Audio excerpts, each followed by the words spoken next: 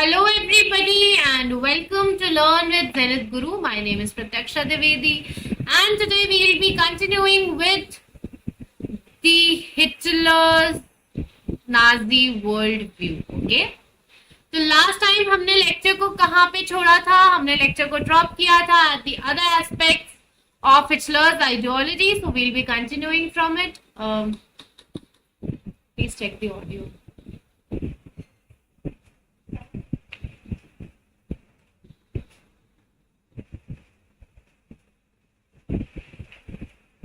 The other aspect of Hitler's ideology related to the geopolitical concept of Lebensraum, ठीक है, और living space.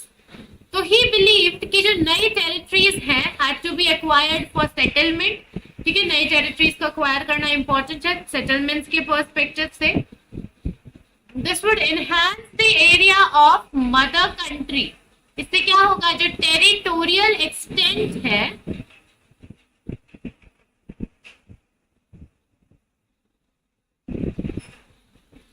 it will increase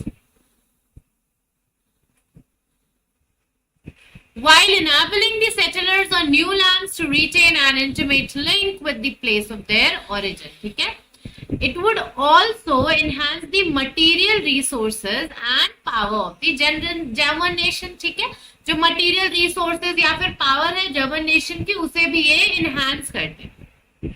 Hitler intended to extend German boundaries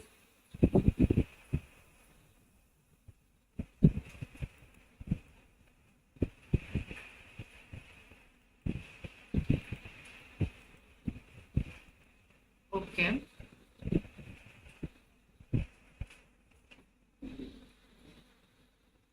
Just a second, I guess there is some...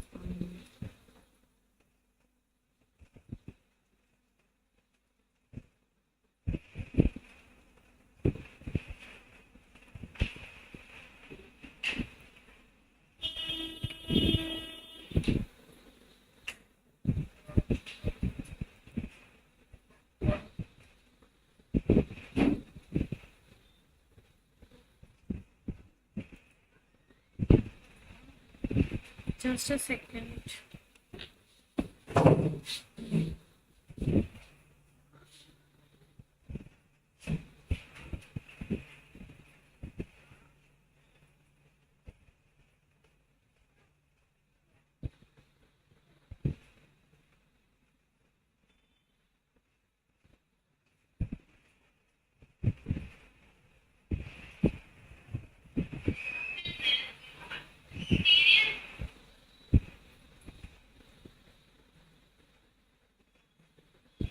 Okay.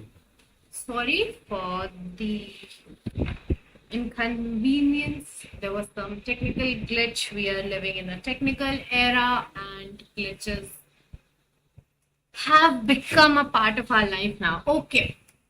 Now without any glitch, let's start. Hitler का क्या intention था कि वो German boundaries को और एक्सटेंड कर दे, eastward move करके, और सारा कंसंट्रेशन कहाँ लगा दे, German geographical in one place, सारे जर्मन को ज्योग्राफिकली एक जगह पे कंसंट्रेट कर दे. पोलैंड बन गया था क्या, लेबोरेटरी फॉर दिस एक्सपेरिमेंट. सो ये जो एक्सपेरिमेंट था ना जर्मन बाउंड्रीज को एक्सपैंड करने का, ये पोलैंड से स्टार्ट हो गया था.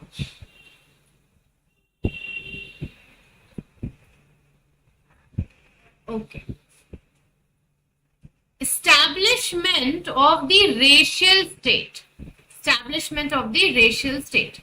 Once in power, the Nazis quickly began to implement their dream of creating an exclusive racial community of pure Germans. हमने पढ़ा था ना कि किस तरह से इन्होंने डार्विन की जो थ्योरी थी इवोल्यूशन की, उसे अपने हिसाब से ही ट्रांसफॉर्म कर दिया था. That the stronger one should live and the weaker one shouldn't, and then वो जर्मन रेसिज्म जो इनका था वो स्टार्ट हो गया था.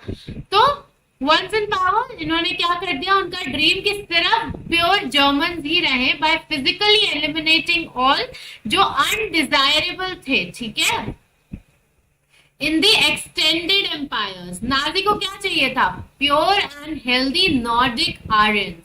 ये चाहिए थे नाजीज को। अब हमारे नॉर्डिक जर्मन आर्यंस कौन होते हैं? One branch of those classified as Aryans. They lived in north European countries and had German और रिलेटेड ओरिजिन्स। तो सिर्फ उन्हीं को रहने का हक है as per the Nazism. They alone were considered desirable. Only they were seen as worthy of prospering and multiplying against all others who were classed as undesirable. तो जो undesirable कौन थे?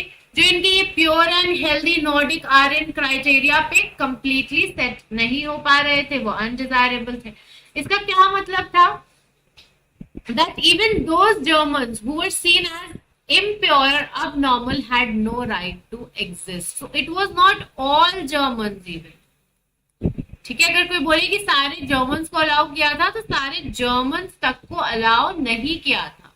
ठीक है, okay. Under the euthanasia program, Helmut's father, along with other Nazi officials, had condemned to death many Germans who were considered mentally or physically unfit. तो अब देखिए, Helmut के फादर का स्टार्टिंग में हमने स्टोरी पढ़ी थी। तो हेलमुट के फादर ने यूथेनेसिया प्रोग्राम के अंडर बहुत से जर्मन्स को मार दिया जो कि फिजिकली या मेंटली अनफिट थे। अब now let's come to the Jews. Jews were not the only community classified as undesirable. There were others, जैसे कि जिप्सीज और ब्लैक्स जो कि नाजी जर्मनी में थे, उन्हें भी इंफीरियर क्लेम कर दिया गया था, क्योंकि बायोलॉजिकल प्योरिटी के अकॉर्डिंग सुपीरियर रेस कौन सी थी? आर्यन रेस थी। यहाँ पे इन्होंने जो चार्ल्स डार्विन की थ्योरी थी उसे पूरा ही बदल दिया।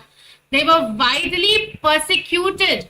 Even Russian and Poles, मतलब जो पोलिश लोग थे, पोलैंड के, were considered subhuman and hence undeserving of any humanity. When German occupied Poland and parts of Russia, captured civilians were forced to work as slave laborers. Many of them died simply through hard work and starvation. तो इस तरह से ये cruel, inhuman and brutal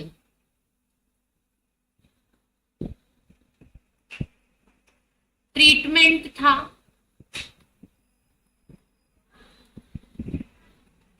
जो कि Nazis दे रहे थे।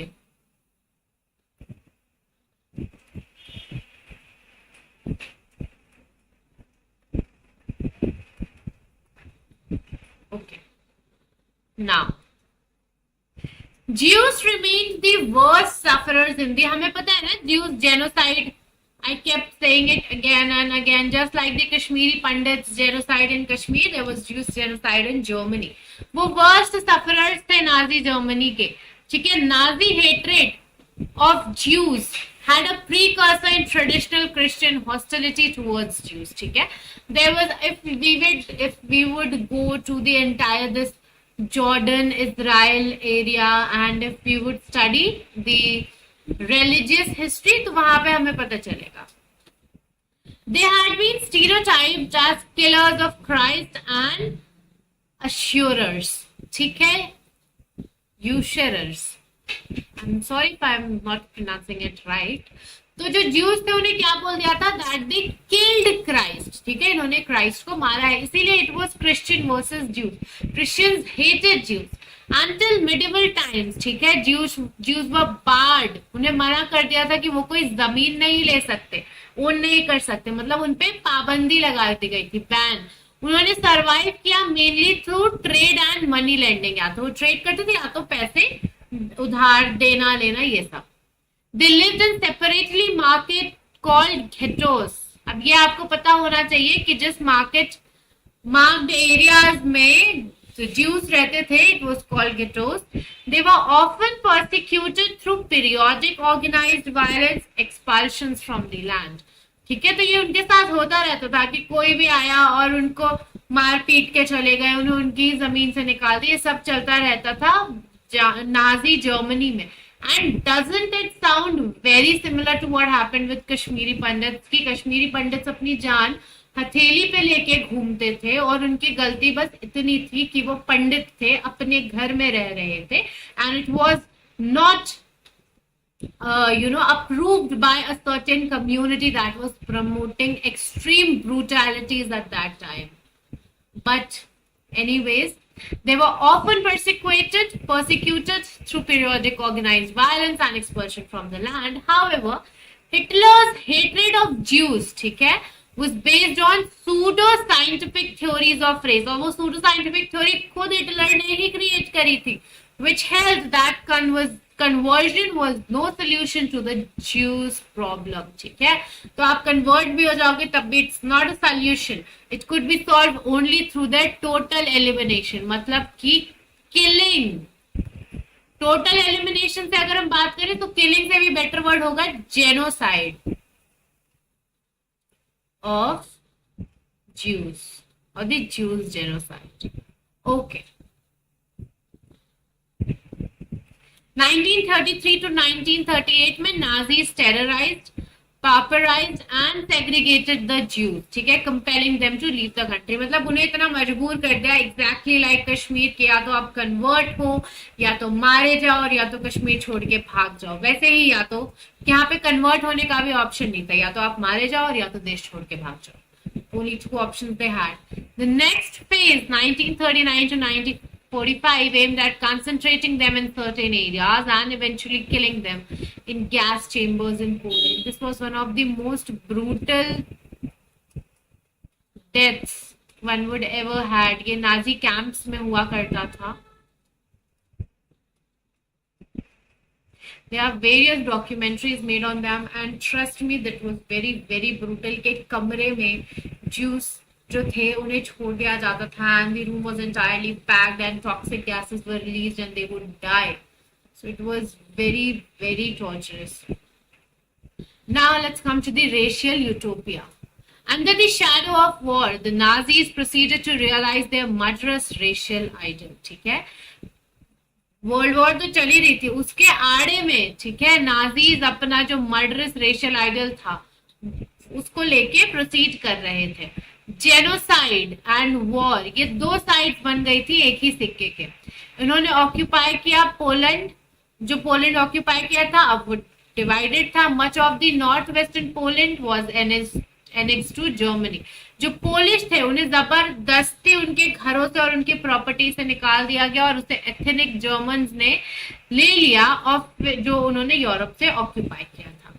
Poles were then herded like cattle in other parts of the in other parts called the general government. अब आपने देखा ना कैसे लोग भेड़ बकरियों को चराते हैं, उस तरह से इन्होंने इंसानों के साथ किया था, उन्हें निकाल दिया गया था और दूसरे पार्ट्स में से भी, which was called the general government, the destination of all undesirables of the empire. तो जनरल गवर्नमेंट क्या था, जहां पे जिनको भी अनडिजायरेबल, वो जो इन लोगों ने एक स्टीरियोटाइप क्रिएट किया था उस पर माना जाता था, वहां पे वो लोग रहते.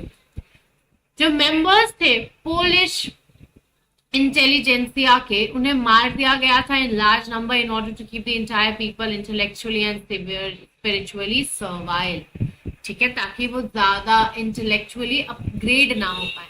जो पोलिश बच्चे थे हु लुक्ड लाइक आर्यंस, ठीक है, उन्हें जबरदस्ती उनके माओ से छीन के और एग्जामिन करवाया गया था बाय रेस एक्सपर्ट्स. अगर उन्होंने रेस टेस्ट पास कर लिया था, ठीक है, तो उन्हें जर्मन फैमिलीज को दे दिया जाता था कि अब आप इन्हें पालो. एंड इफ नॉट तो they were deposited in orphanages where most perished. तो जो जिन भी ऑर्फनेजेस में वो दे देते थे वहां पे वो बच्चे मोस्टली मर ही जाते थे. With some of the largest ghettos and gas chambers, the general government also served as killing field of Jews. ठीक है, तो अब हम यहाँ पे पढ़ रहे हैं कि टिपिकली ये था एक one of the freed cars used to deport Jews to the death chambers. इसमें gases होते थे. Now, let's study the steps to that. Okay. Exclusion 1933-39. You have no right to live among us as citizens. तो जो Nuremberg laws था of citizenship of September 1935, it said only persons of German or related blood would henceforth be German citizens enjoying the protection of the German Empire. शादियां Jews और Germans के बीच नहीं allowed थी. Extra marital relations Jews और Germans के बीच एक क्राइम था। Jews were forbidden to fly the national flag, ठीक है, ये सारी चीजें थी। Boycott of Jews business, expulsion from the government services, उनको force selling off and confiscation of their properties, जबरदस्ती उन्हें अपनी प्रॉपर्टीज बेचने की जरूरत थी। अब देखिए सिनेगॉग्स के बारे में हमने बहुत छोटे भाई पढ़ा है, जहाँ पे ज्यूश लोग पूजा पाठ करने जाते हैं अपना। ज्यूस प्रॉपर्टीज को वैंडलाइज पूरी तरह से तोड़ दिया गया था, लूटेड, ठीक है, उनके घरों को अटैक किया गया था, और जो साइनागॉग्स उन्हें जला दिया गया था। Man arrested in a pogrom in November 1938, which was remembered as the night of the broken glass. Okay.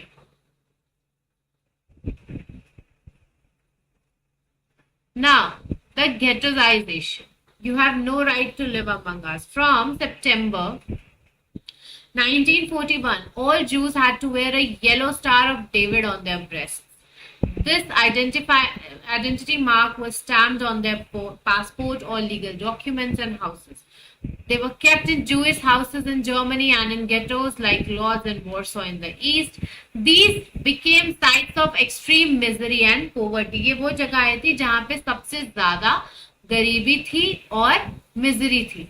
Juice को सरेंडर करना पड़ता था अपनी सारी वेल्थ, उनके पास जितना भी पैसा था, इससे पहले वो गेटो एंटर करे। Soon the ghettos were brimming with hunger, ठीक है, क्योंकि वहां पे इतनी बुरी हालत हो गई थी लोगों को कि अब वहां पे भूखमरी थी, स्टार्वेशन और डिजीज, क्योंकि इतना गंदा वहां पे हाइजीन हुआ करता था।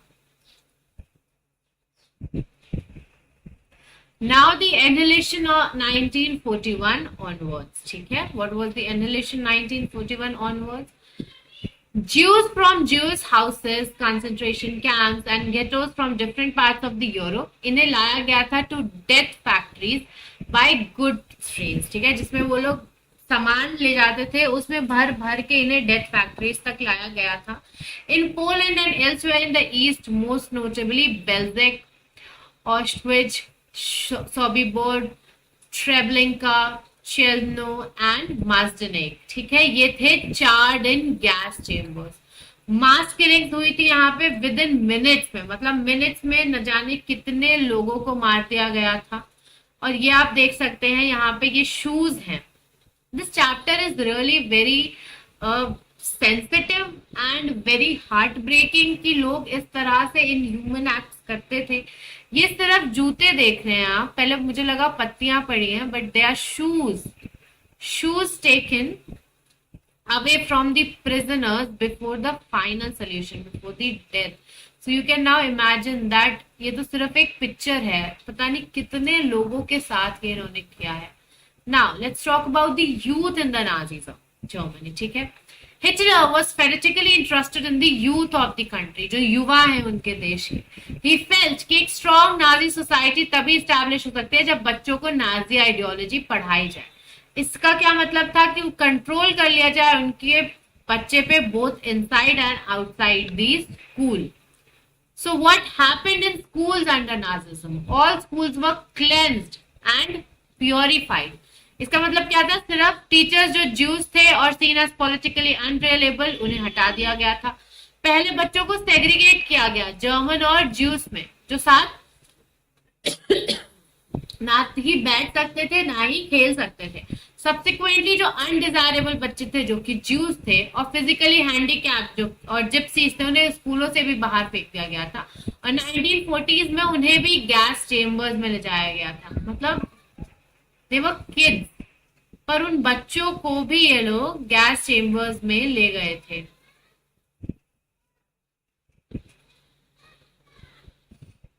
Okay. Good German children were subjected to process of Nazi schooling, a prolonged period of ideological training. ठीक है, उसके बाद जो स्कूल टेक्स्ट बुक्स थी, दे वर री रिटन, उन्हें वापस से लिखा गया था। रेशियल साइंस को इंट्रोड्यूस किया गया था ताकि वो नाजी आइडिया ऑफ रेस है उसे जस्टिफाई कर सके।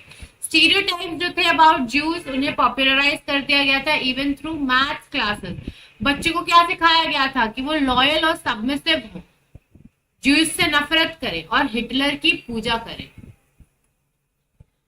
Even the function of sports was to nurture a spirit of violence and aggression. मतलब sports हम क्यों खिलाते हैं? ताकि बच्चों के अंदर unity आए, right? Sportsman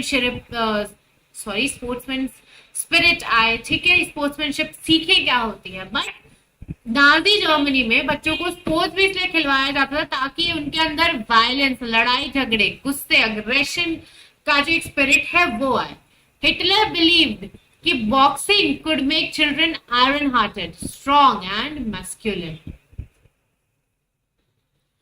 यूथ ऑर्गेनाइजेशंस बनाई गई थी जो कि रिस्पॉन्सिबल थे जर्मन बच्चों की पढ़ाई के लिए, ठीक है? किसमें? In the spirit of national socialism. 10-year-old had to enter Jungwok. At 14, all boys had to join Nazi youth organization, Hitler Youth, where they learned to worship war, glorify aggression and violence, democracy को condemn करना, hate करना, ठीक है? मतलब democracy के against जाना, उसको criticize करना, Jews से नफरत करना, communist से, gypsies से और जितने भी undesirable है उनसे नफरत करना. और एक पीरियड के बाद rigorous ideological और physical training हो जाती थी जब वो ज्वाइन करते थे labor services, usually at the age of 18. They had to serve in the armed forces and enter one of the Nazi organizations. ये compulsory हो गया था उन लोगों के लिए. So this was being fed to the children when they were very let's say very small. तो बचपन से एक बात उनके दिमाग में डालनी चालू कर दी गई थी. The Youth League of Nazis was founded in 1922. 4 years later, it was renamed as Hitler Youth. Why it was made? ताकि सारा जितना भी यूथ है वो एक साथ आ जाए under the Nazi control, and all of the youth organizations were systematically dissolved and finally banned. अब बच्चे जो जंगवॉक में जाते थे वो क्या था? नाजी यूथ ग्रुप थे वो, for children below 14 years of age. Okay. See, these are the desirable children that Hitler wanted to see multiplied.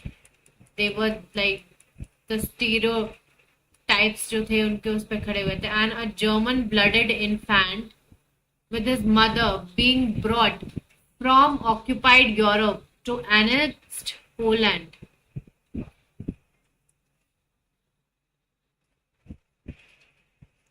और ये देखिए, Jewish children arriving at a death factory to be gassed.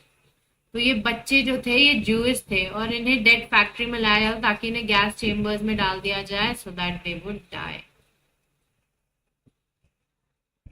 Now let's come to the Nazi cult of motherhood. Children in Nazi Germany were repeatedly told that women were radically different from men. तो यहाँ पे ये लोग क्या सिखा रहे हैं? Gender inequality. The fight for equal rights for men and women that had become part of democratic struggles everywhere, ये गलत थी और इसे सोसाइटी को ही डिस्ट्रॉय कर रहे थे. लड़कों को ये सिखाया जाता है कि वो गुस्से में रहे, हमेशा मैस्कुलिन रहे, एकदम स्टील हार्टेड रहे, और लड़कियों को क्या बताया जाता है कि उन्हें अच्छी मदर बनना है and rear pure blooded are their children. Right, हमने पढ़ा था ना कि इंटररेशियल मैरिजेस अलाउड नहीं थी जर्मन और ज्यूज की, not even the extra marital affairs. Girls को अपनी प्योरिटी बना के रखनी है रेस की, कि मतलब वो जर्मन है तो जर्मन ही रहे, अपने आप को ज्यूज से दूर रखना है, घर का ध्यान देना है. बच्चों को क्या सिखाना है? नाजी वैल्यूज, और उनको बेरर्स बनना of the iron culture and race. तो बचपन से ये सारी चीजें उन्हें सिखाई जाने लगती थी. 1933 में Hitler said that in my state the mother is the most important citizen. ऐसा हिटलर ने कहा. बट नाजी जर्मनी में जितनी भी मदर्स थी they were not treated equally. Women who bore racially undesirable children, उन्हें पनिश किया जाता था. अब अगर कोई जर्मन है बट उनका बच्चा हुआ वो रेशियली अनडिजायरेबल है, ठीक है, नहीं है, जर्मन जैसे नहीं दिख रहा है, तो उन्हें पनिश किया जाता था. और जिन्होंने प्रोड्यूस किया था रेशियली डिजायरेबल चिल्ड्रन, उन्हें अवार्ड दिया जाता था. मतलब this was so senseless, baseless, stupid thing. उनको क्या फेवर किया जाता था? ट्रीटमेंट इन हॉस्पिटल्स जिनके बच्चे रेशियली डिजायरेबल थे, and were also entitled to concessions in shops and on theatre tickets and railway fares. और मतलब औरतों को ये एनकरेज करने के लिए that they would produce more children, honour crosses were awarded. Bronze cross was given for 4 children, silver for 6 and gold for 8 and more. So he basically wanted the Germans to multiply ASAP.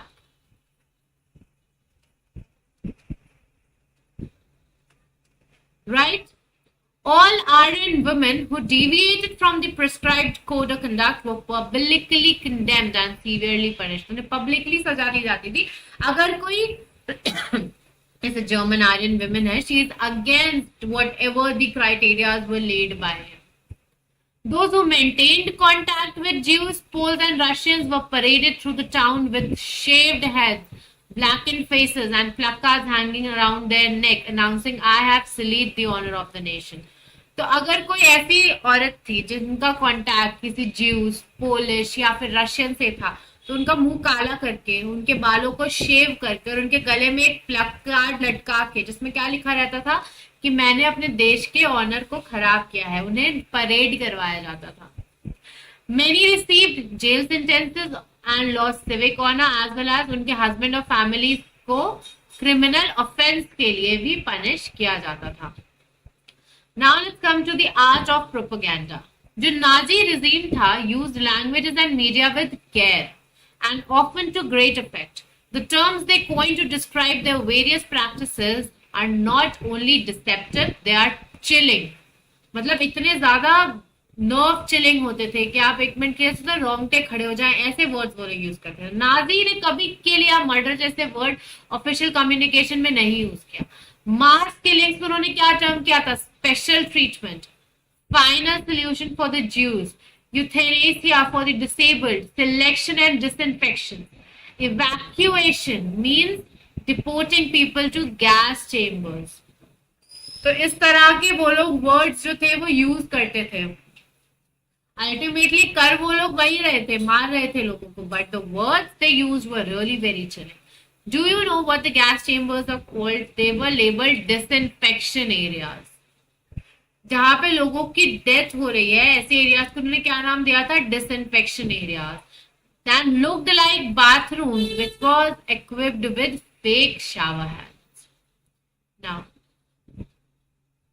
Media was carefully use ताकि वो support जीत सके पूरे regime का और popularise कर सके इसे world view में. ठीक है, नाजी आइडिया को स्प्रेड किया गया था through visuals, images, films, radio, posters, catchy slogans and leaflets. जो पैम्पलेट्स हम लोग बेचते हैं भाई.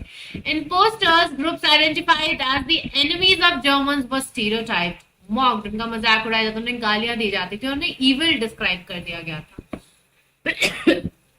जो सोशलिस्ट थे, लिबरल्स थे, उन्हें कैसे प्रेजेंट किया गया था? एज वीक एंड डीजेनरेट, कि मतलब ये तो कमजोर है और इनके बस का कुछ नहीं है. इस तरह से उन्हें क्या कहते हैं हम लोग, प्रेजेंट किया गया था. प्रोपेगेंडा फिल्म्स बनाई जाती थी ताकि ज्यूज के लिए और नफरत बढ़ सके. मोस्ट एंड फेमस फिल्म क्या थी? द इटर्नल ज्यू. Orthodox Jews were stereotyped and marked. They were shown with flowing beards, wearing kaftans, whereas in reality it was difficult to distinguish German Jewish by their outward appearance because they were highly assimilated community. अब देखिए इससे क्या मतलब होता है. अब अगर आप किसी मूवी में ना किसी गोवन का एग्जाम्पल देखेंगे, कोई गोवा का रहने वाला है, स्पेशली बॉलीवुड मूवीज में ऐसे फ्लोरल ड्रेसेस और T shirts and they would be speaking like hey man, हम तुमको बोला था types, you know, that is how they stereotype people. तो आप देख के समझ जाओगे अच्छा ये. और अगर किसी मुस्लिम कैरेक्टर को बताना है तो वो काजल रहेगा, इफ इट्स अ मैन वो काजल रहेगा, आंखों में ऐसे एक तावीज रहेगी और पीछे वो अरेबिक म्यूजिक बजता रहेगा, तो हम बोलेगा ठीक है he is a Muslim character who is entering. तो ऐसे ही ज्यूज कैरेक्टर को भी बताने के लिए उन्होंने स्पेसिफिक एक चीजें यूज करी थी, that they had flowing beards, बहुत लंबी बियर्ड्स, उन्होंने कफ्तान पहने थे. बट ऐसा नहीं था. अब अगर आज की सोसाइटी में आप बाहर निकल के गोवा में जाओगे and people who are living in Goa and you are somebody who are gone Goa घूमने के लिए, तो आपको कोई बहुत फर्क नहीं लगेगा. वैसे अगर हम आपकी सोसाइटी में कोई मुस्लिम रह रहा है, सो आप नहीं समझ पाओगे that person is Muslim. They are so assimilated, they are so highly assimilated कि आप आउटर अपीयरेंस से नहीं बता सकते. वैसा ही जर्मन ज्यूज के टाइम पे हो रहा था. They were referred as vermin, rats and pests. Their movements were compared to those of rodents. Nazism worked on the minds of people, trapped their emotions and turned their hatred and anger, those marked as undesirable. और जब ये childhood से ही बच्चों के दिमाग में command करने लगेंगे, अब बचपन से ही अगर आपको एक बात सिखाई जाए कि ये अच्छा है, ये अच्छा है, ये अच्छा है, ये अच्छा है, तो आप बड़े हो जाओ तो चाहे वो चीज कितनी भी बेकार हो, बट आप लोगों से लड़ के उसे जस्टिफाई करोगे कि नहीं ये तो अच्छा है, because that is what you have been fed since the very childhood years of your life. ठीक है. नाजीज इक्वल एफर्ट्स करते थे to appeal to all the different sections of the population. ठीक है. They sought to win their support by suggesting that Nazis alone could solve all their problems. ऐसा ही उन्होंने करा था ना जब यहाँ की डेमोक्रेटिक जो पार्लियामेंट्री गवर्नमेंट थी यहाँ की, जब वो गिरी थी तो इन्होंने यही कहा था कि नाजीज जो हिटलर है अपीयर्ड एज अ मसीहा. ठीक है. That he had all the solutions for the problems. And this is a Nazi poster that is attacking Jewish. Money is the god of Jews. In order to earn money, he commits the greatest crime. He does not rest until he can sit on a big sack of money until he became the king of the money. And this is a Jews.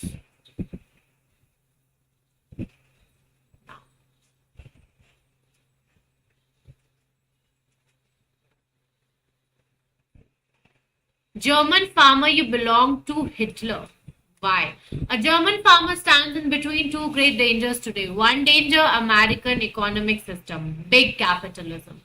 Other is the Marxist economic system by Bolshevism. Big capitalism and Bolshevism work hand in hand. They are born of Jewish thought and serve the master plan of world Jewry. Who alone can rescue the farmer of these dangers? National Socialism. And who was the flag bearer of National Socialism? Hitler. तो इस तरह से ये लोग क्या करते थे, ये लोग माइंड वॉश करते थे, ब्रेन वॉश करते थे लोगों का.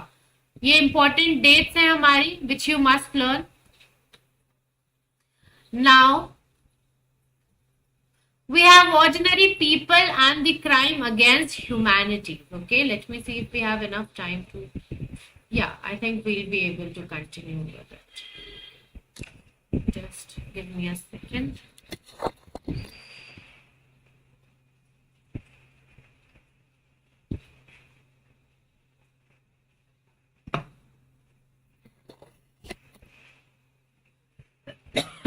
Okay. तो अब हम पढ़ते हैं कि किस तरह से लोगों ने, जो आम लोग थे, उन्होंने क्राइम्स किए against the humanity, and how were the ordinary people also subject to the brutalities. How did the common people treat Nazism? Many saw the world through Nazi eyes and spoke their mind in Nazi language because they were fed that. They felt hatred and anger surge inside them against the Jews.